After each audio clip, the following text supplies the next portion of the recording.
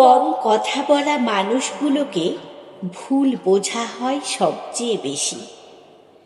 কেউ ভাবে উদ্ধত, কেউ ভাবে অহংকারী, কেউ ভাবে অসামাজিক, কেউ ভাবে অ্যাটিটিউড দেখাচ্ছে, কেউ ভাবে লেস ইন্টারেস্টেড, আবার কেউ ভাবে বোরিং।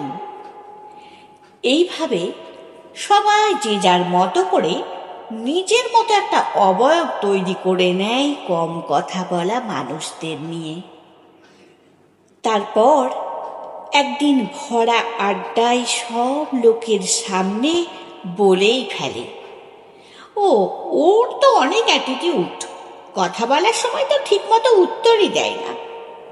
নিজেকে কি যে ভাবে রে ভাই। এইভাবে আস্তে আস্তে একটা একটা করে বৃত্তের বাইরে চলে যেতে থাকে এই কম কথা বলা মানুষগুলো।